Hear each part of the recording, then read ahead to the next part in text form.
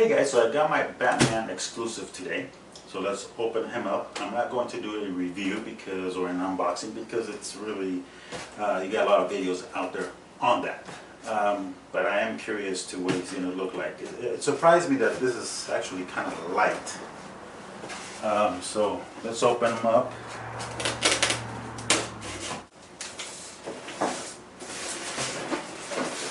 That's pretty light.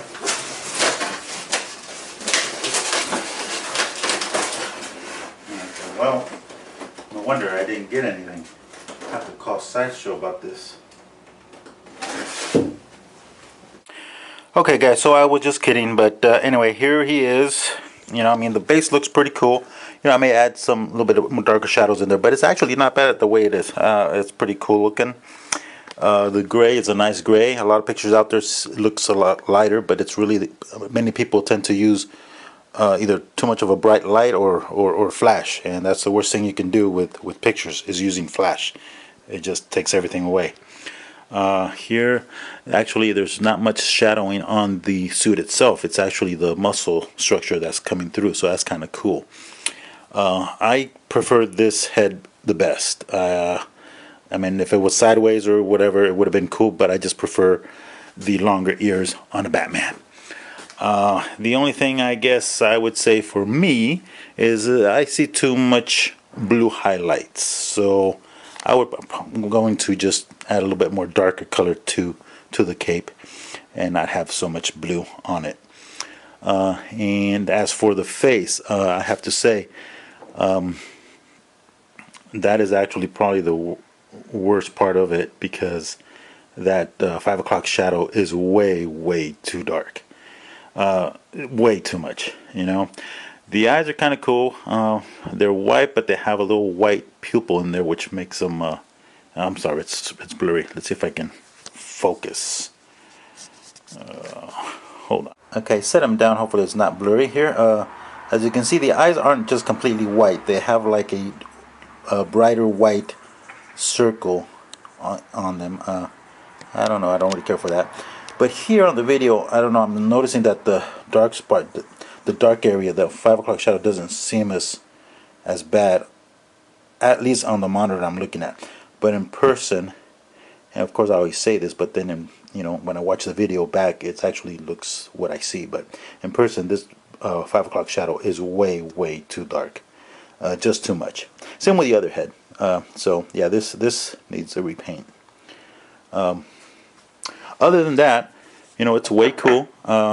So as for here, you know, sure, looking at it, it's not that bad, but he will look better with this thing up here, giving him the whole detail here.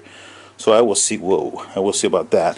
Now it's tilted because I have this little guy here, as you see in other videos, that they have the they need more things right under this area, and everything will be perfect, so it won't tilt. But anyway, so let me see what I can do with this guy, and I'll just videotape it, and what the heck, let's just go for it. Okay, let's take a look at this thing here. If you were to use a thread, now this isn't the right color thread, but this is just to see what it would look like. If you were to just tie it, of course it'd have to be gray. That would work. But the way I'm seeing things here is that if you were to use the thread, you need to probably glue it or do something where it would go where the seam is, so that way, you know, it will go into it naturally and not see the seam, and then that. So that's the way I guess you could do the thread. Of course, getting the right color.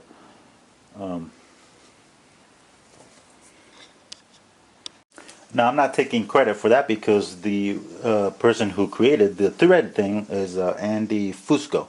So that actually is an amazing idea. But again, I think maybe you need to put it where the seam is.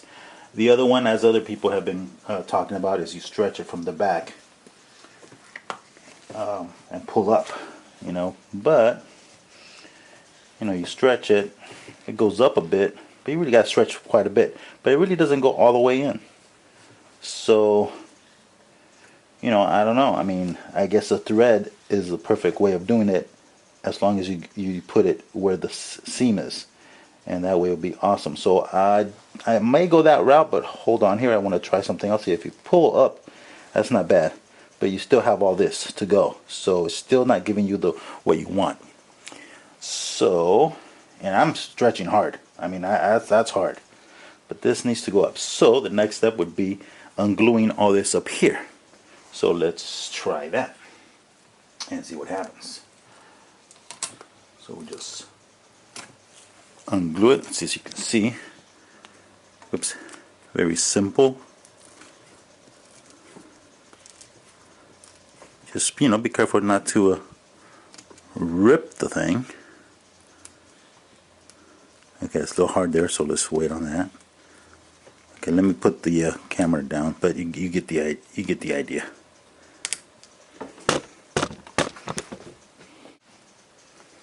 Okay. Okay, if I stretch too much, to try to get that in there, the bat starts going up. If I stretch from the back and here. Okay, see, here's the thing. You need to make sure this guy doesn't go. So it has to be an easier way. And I think the only way to do that is not so much stretching it from the back as much, because you're not getting the full effect, because you still have all this in here. We need to get it in there. But we can't stretch it because the back goes up. So the best bet, I'm afraid, is going to be the harder part, which is pulling it down and gluing it in here, being careful not to make the glue stain the fabric. But let's see what it looks like if I can peel the whole thing down. Okay, see, we need to get them in there. That's where we need to get them in. And if you stretch it, it doesn't work. So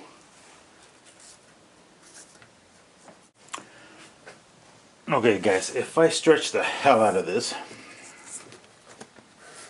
all the way back up here like this,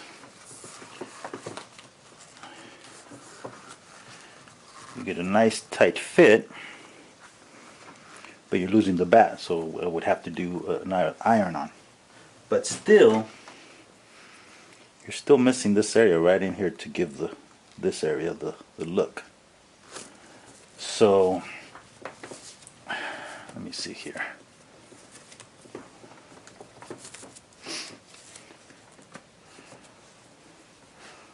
But if I push it in here, right there, and then right here, and then right up here, you'll get this area. So this would actually have to be glued, because even with a string, let me see here.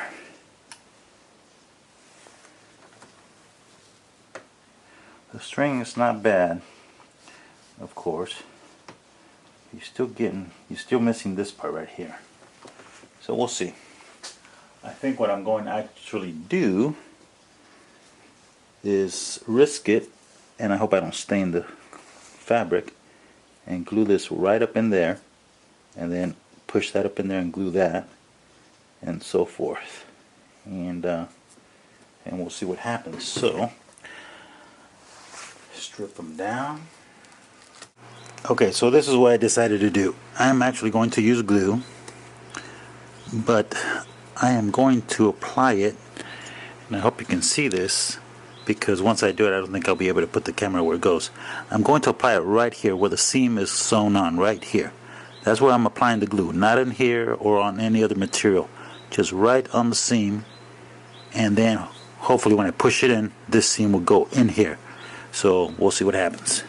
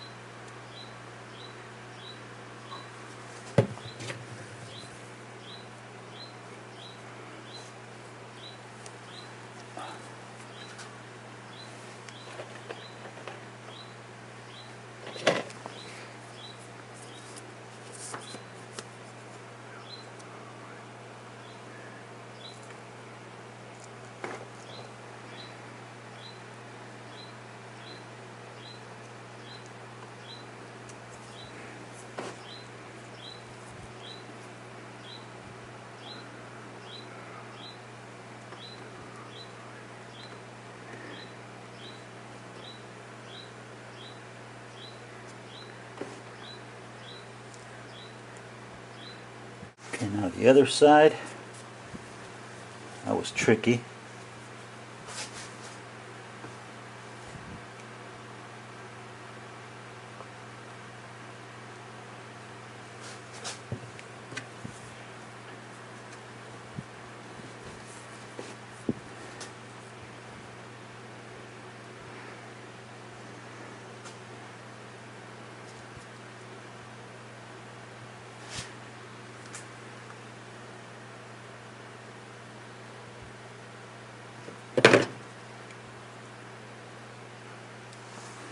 Okay, so now that's in there, so now we can glue this guy back where it goes. So let's do that.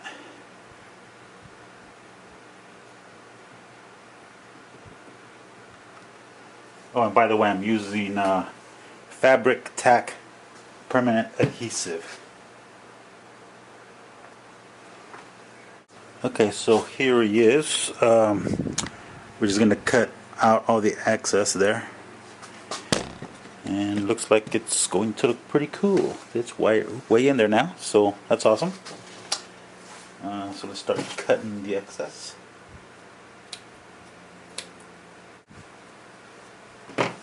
Let's turn them around so see what it looks like in the back.